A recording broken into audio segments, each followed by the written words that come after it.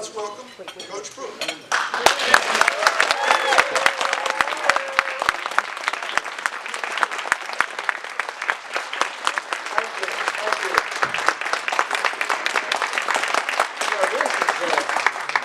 I accepted the invitation so quickly is most of the places that ask me to speak, I have to pay them.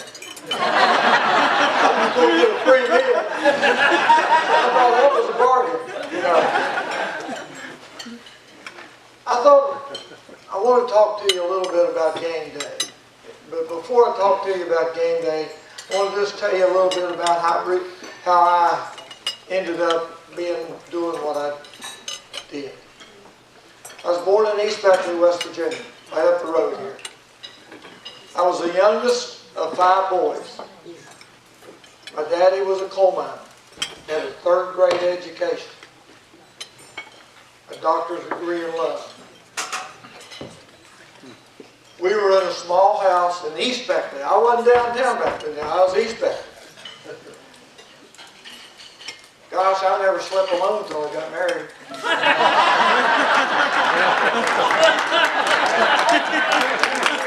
You know, the sign in my yard, slow children playing, had nothing to do with traffic.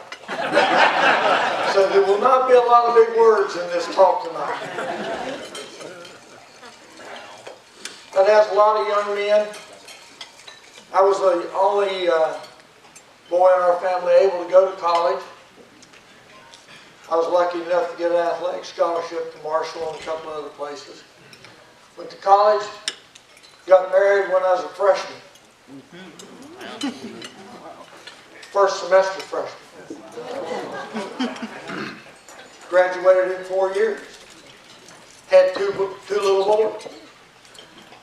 When we got married, we lived, if anybody's familiar with Marshall University back in 1961, they had Army barracks for out at Donald Court for married housing.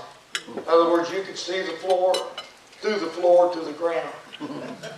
My wife was young like I. Let me tell you what, the food was so bad at our house, the termites ate out. we prayed after we ate. But we made it 55 years.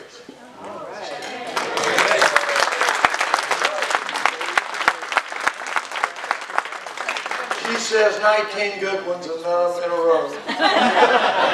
I'm working harder this year because I was at 19 last year too. So. But all my life, what I wanted to be when I was a little kid, all of it, was be a ball coach.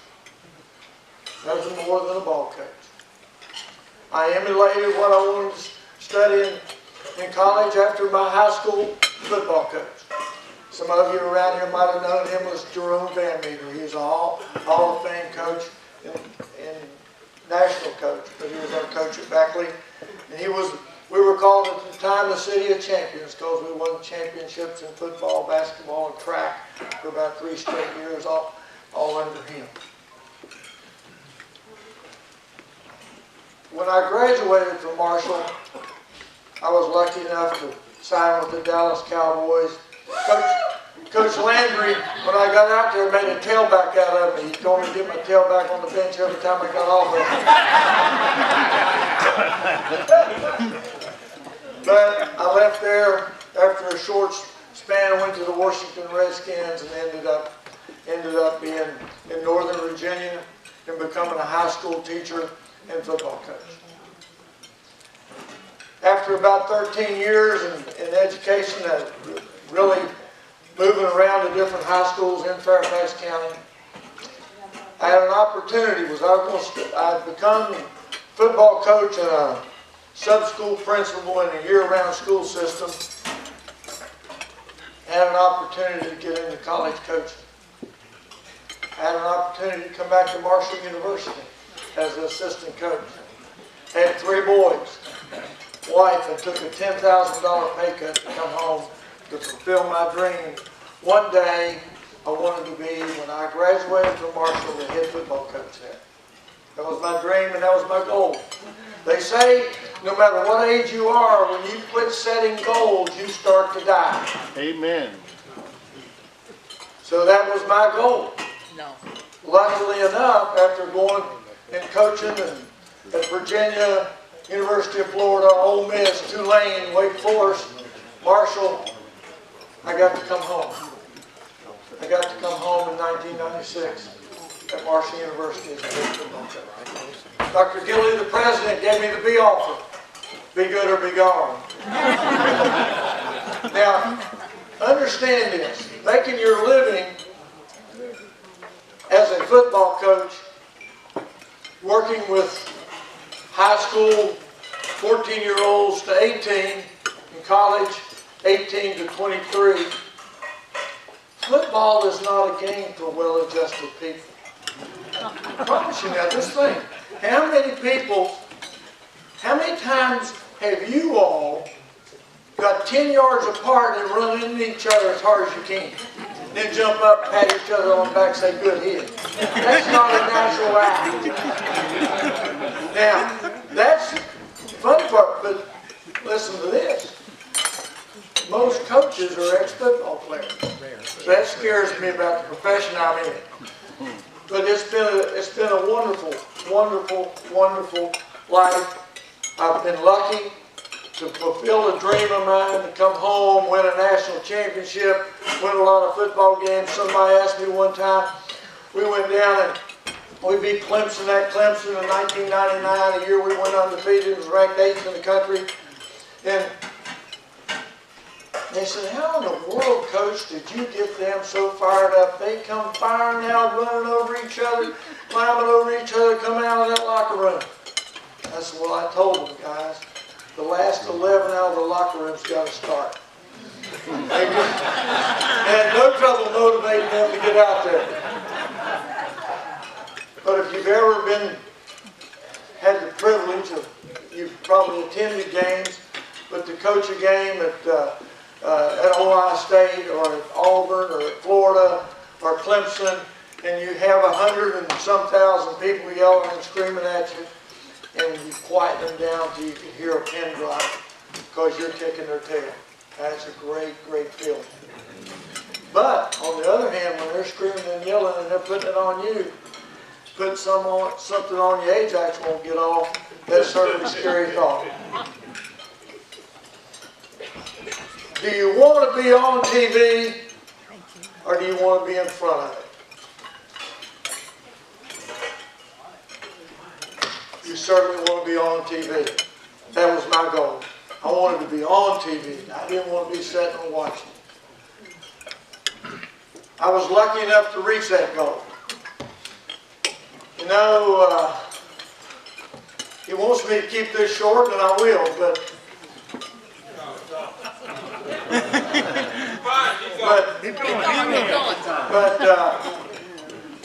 what I wanted to talk to him about is game day. The one thing about coaching college football or coaching anything, the principles of coaching fit any profession. Principles and two statements that we try to go by. You cannot be programmed for failure in whatever profession you're in. What do you mean by that? Whatever will keep you from succeeding, you've got to figure what that is out, and you've got to find a way to handle that, control that, before you can succeed. For instance, in my profession, in football, I coached in Virginia, Wake Forest, and Tulane. Very high academic schools. Their entrance requirements are somewhere, you must have an ACT score somewhere between 32 and 34. Well, now, I've been at some schools where the guys kept track of their ACT scores by their shoe size. I got a 11. fast feet and fast minds sometimes don't go together. But if they did, they weren't coming to Wake Forest. We played so many homecoming games at Wake Forest, we started taking our own float. We played Mississippi State. It wasn't homecoming. We had to tell them it was our team bus. But all kidding aside, what happens if you cannot get the same quality of athlete in your school, you're programmed for failure. Stanford has been able to handle that. They've figured it out. They figured it out. Vanderbilt hasn't figured it out yet. What I'm saying is nothing wrong, but they're programmed for failure if you can't put the same product on the field as your competition. Now, football is not a game for a young man who cannot think. The NCAA has done a great job of raising the academic requirements for people to play in college football, and it's certainly helped our athletic program. And the one thing I'm most proud of at Marshall University is we graduated 80% of the student athletes while I was there.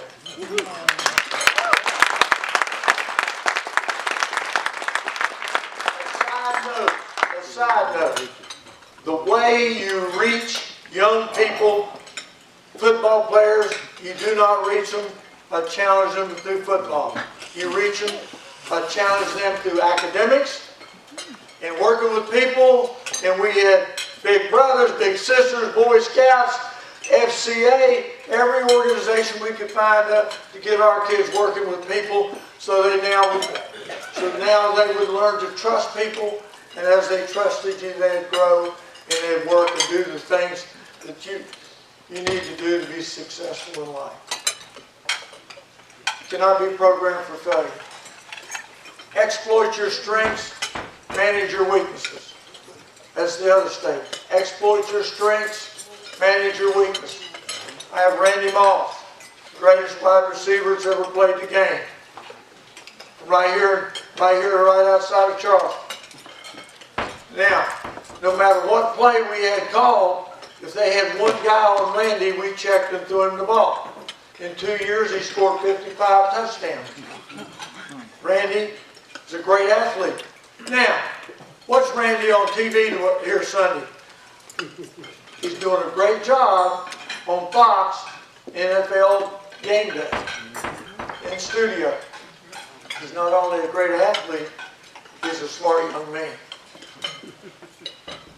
What I'm saying is, manage your weaknesses. When we play somebody like that, hey, we put two of them over there. You got to manage it. He's better than any one guy you got, right? So then you take that and use that rule in your job. Exploit your strengths. What's the strongest part of whatever profession I'm in? And I got to manage my weaknesses. Makes sense? Makes sense. Okay, now the 5 rules that we went by. The 5 rules we went by. And you can relate this to whatever you do. The first thing, you got to know what to do. Right? You got to know what to do. Very easily, I got to know what to do. The next thing is, I got to know how to do it. You can't be successful in anything if you don't know what to do. Second, how to do it. Now these next 3 are really important. If you're really smart and you want to get a whole lot out of them, you teach them why you do it that way. Right? Teach them why we do it that way. This is our system. Why do we do it that way?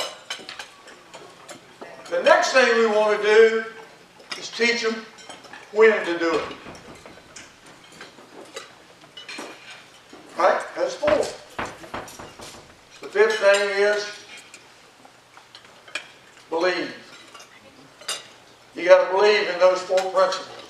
You got to believe in your system. You got to believe in what you're doing. If any of them watch the football game today, if you think athletes aren't smart, and you got to be able to communicate, okay? You got to be able to communicate. You can think they're not smart and it's not a complicated game. If you see the hurry-up offenses that they're running, from the time the play's over to the next play, they run a play in 4 seconds. Now they have to know what to do, who to line up on, what's their assignment, what's their alignment, what's that thing. Well, let me tell you how fast 4 seconds go. You don't have to do this now, but I want you to tell me the 5 things I just talked about. 1001, 1002, 1003, 1004. Understand? That's how fast they have to react on the football field to a place coming at them. That's the reason that the University of Alabama suffered early and had trouble with hurry-up offenses, because their guys were looking at wristbands and a 260-pound guy was running right at him and hitting him upside the head. He wasn't ready to react. Not knowing what to do and how to do it slows the guy that runs 4.2 down to about 5.2. Because they're thinking instead of reacting. That applies to any profession you're in. I want to talk to you about belief. Okay? I want to tell you one story. And this will sum it up. How strong a belief I think you need to have. We're playing East Carolina in the GMAC Bowl in 2002. No, 2001. Iron Leftwich is my quarterback. You might have seen him being carried down the sidelines where he broke his leg in the game. There was a small bone broken in his leg, and the players picked him up and carried him down the field. We're down 38-8 at halftime. Now we come back and win the game. The biggest comeback in all of bowl history, and voted one of the top 10 comebacks in all sport by ESPN. We're down 38-8 at halftime. Coming off the field, I'm coming off the field, and the offensive line coach I had, named Mark McHale, who handled our FCA program, our Fellowship of Christian Athletes program, coming up beside me and says, "Coach, no matter what you do, I want you to be positive when you get in the locker room." I said, "Okay." We go in the locker room. There's a room about this size here over. And all the players. I said, "I want the players right here. I want all of you right here."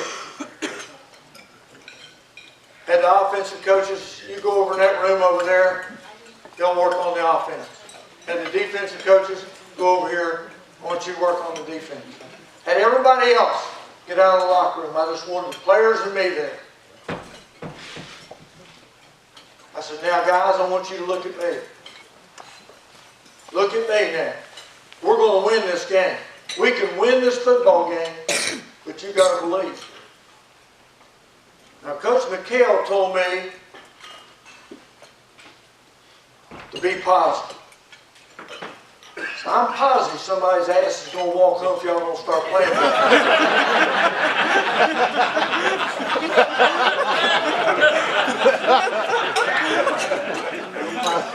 I started talking to him. "You look at me. You look at my eyes. We're going to win this game. Don't you quit. You better not quit on me. I've been on teams where they quit when they're behind. Don't you quit. I guarantee you, you better not quit. You better play hard. But if we're going to win this game, you have to believe. That's the only way you can win the game, is you have to believe." I want to tell you the type of belief you have to have. How many in here believe the good Lord's in this room?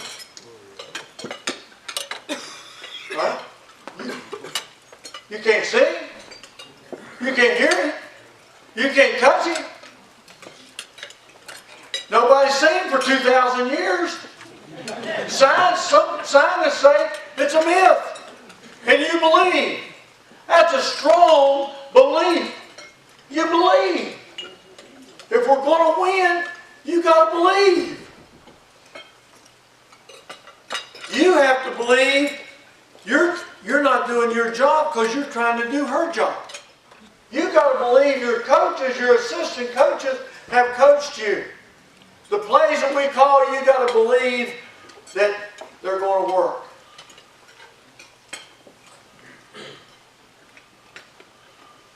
We did. We come back and won the game. Matter of fact, we come back, it was, get this, with 31 seconds to go, it was 3rd and 30 on our 20 coming out. Oh, wow. And no timeout. And we went down and scored with 7 seconds to go and tied it. In our field goal, extra point kicker missed the extra point. We win it in double overtime. Now, the reason I'm talking about those 5 principles, what, how, why, when, and believe. If I had to go in the locker room, I've got 15 minutes in there and teach our kids, our players, to believe in our system or to believe in what we're going to do. You don't have enough time. There's not enough time. If they have to be able to react in 4 seconds, they have to believe that what we're doing is going to work. It doesn't make any difference what profession you're in. If you go back and look when things go awry, when things aren't going good, where is the problem? Did they know what to do? Did they know how to do it? If those 2 things were there, then they didn't believe why you did it that way, or when to do it, or they didn't believe in it. Very simple. Very simple. Yep. In any profession. You know, it's been a privilege. I tell you what, this is a challenge. Come up and speak to a bunch of speakers. If I ain't done every little thing you did, I'm just a little old country boy from East back to West Virginia. Thank you very much. I enjoyed it.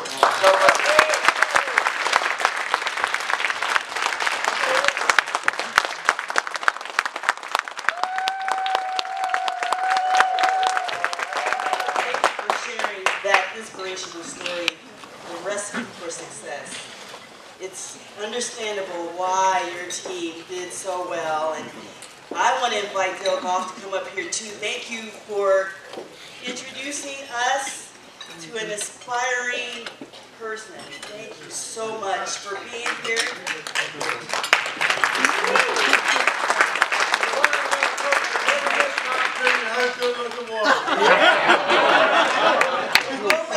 On behalf of District 40, on behalf of District 40, we would like to honor you as our 2016 CNL recipient. Thank you for all that you do for the community. Great. We really appreciate it. Thank you.